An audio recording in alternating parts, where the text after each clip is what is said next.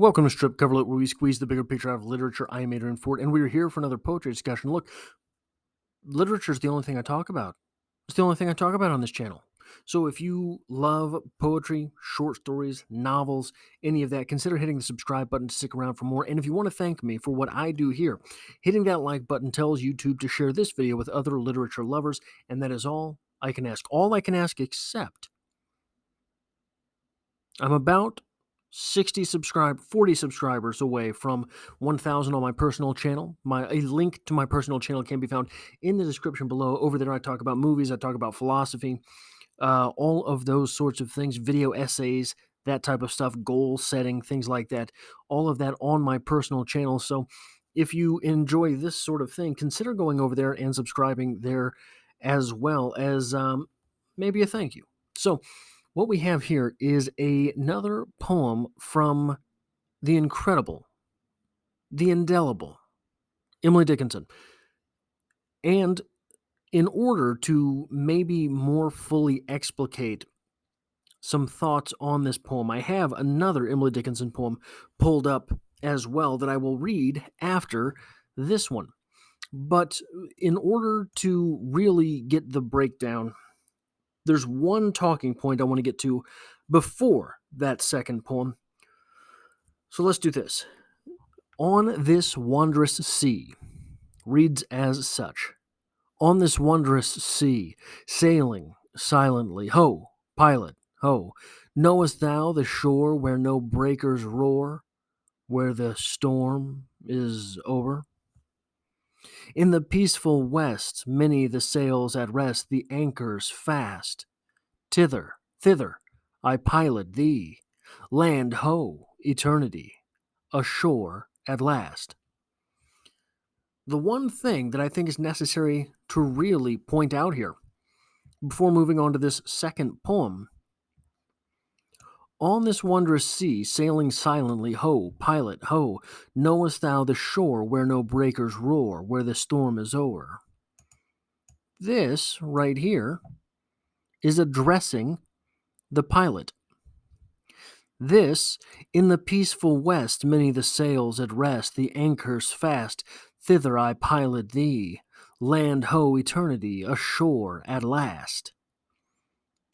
Seems to be a separate speaker. This second stanza seems to be from the pilot. Now, it's possible that what we're doing here is saying from the first stanza, you, pilot of the ship, do you do this? Do you see this? Do you know this? The second one is saying, I am the pilot of me, and I do this. But I think this is two separate speakers. This is one speaker speaking to the pilot of the ship. This second speaker is the pilot of the ship.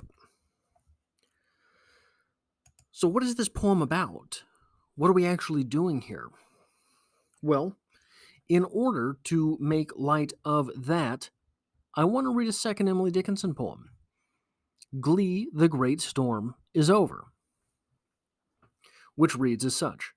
Glee, the great storm is over.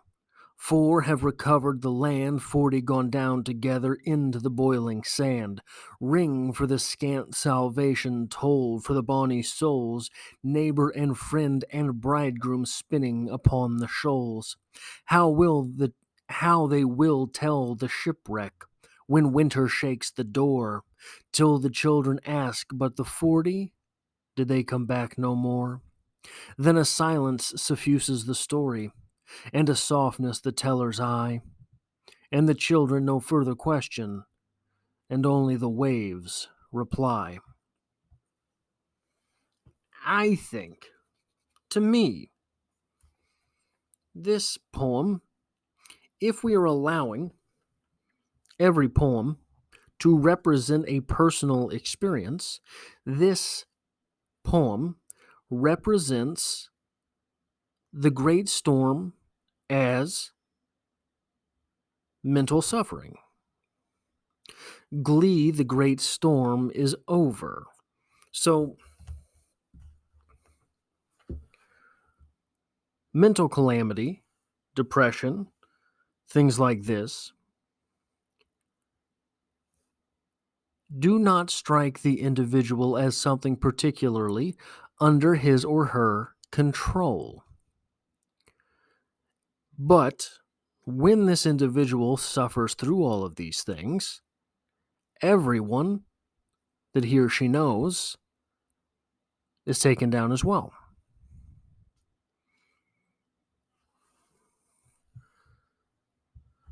So this storm affecting an entire community, I think, represents a personal struggle, represents mental unwellness, if you will. So if we are allowed to interpret this helplessness at the hands of the elements, at the hands of the sea, as perhaps mental health struggles, if that's on the table, the dichotomy between the passenger slash the sufferer in this first poem, this first speaker, is at the whims of the weather, is at the whims of the ocean, is at the whims of the pilot. This first speaker is literally being taken for a ride. The dichotomy between the passenger and the sufferer, and then this second speaker, the pilot slash the one in control, is quite telling. Especially if both of them can be the speaker. The speaker is talking through the passenger, the speaker is talking through the pilot. This would represent duality of self. Two stanzas both have 6 lines. They are equal parts. We can recognize the suffering in ourself as the pilot of the ship. We can recognize that suffering of the passenger in the ship, that other part of us that simply can't get over, that simply can't deal with, that simply can't maneuver. And there is nothing physically binding us to the suffering, right? This type of mental struggle is not the same thing as you've got a broken hand, you've got a hand in a cast, that always hurts. It's not the same thing. But still, it persists. Still, it persists. There's the mental struggle can be more debilitating than the physical struggle, right? The mental struggle can be more debilitating than having a broken foot, having a torn ACL, having a pulled hamstring, all of these things that can sort of hamper us physically,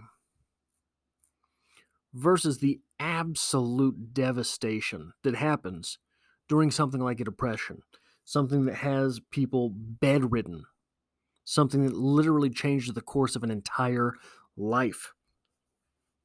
So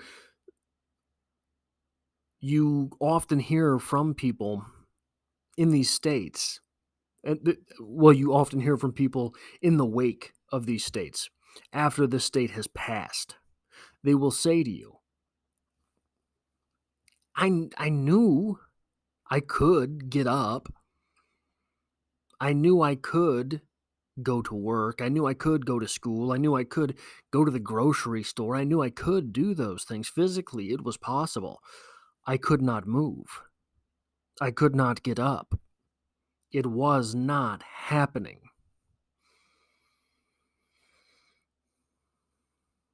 That's the captain of the ship speaking. So we've talked several times in the past few poetry discussions about the person part of us and the lizard brain, right? This is the part that makes us breathe, makes us move, makes us feel. This is the part that tells us why. Up here tells us why. This part can understand that this part is not going to let you move. This is the captain, this is the passenger, but really, this part of the brain isn't letting anything happen. But the captain, up here, the person part of us, the human part of us, well, the captain always goes down with the ship.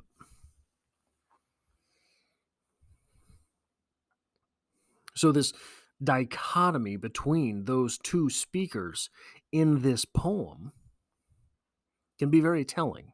Can be very telling of the experiences, perhaps, that have been suffered by the writer, but that the speaker is giving to us. That is all I have for this poetry discussion. This is we got to be around 170 now. We've got to be around 170 poetry discussions here on the channel. This is in light of National Poetry Month, 30 poetry discussions in 30 days here on the channel. If you like this sort of thing, hitting the like button does me a whole lot of good here on the channel. It tells YouTube to share this video with other literature lovers. And if you find yourself here by chance but not design, consider hitting the subscribe button to stick around for more literary goodness. And there is poetry every Monday here on the channel, and I hope to have you back for the next one.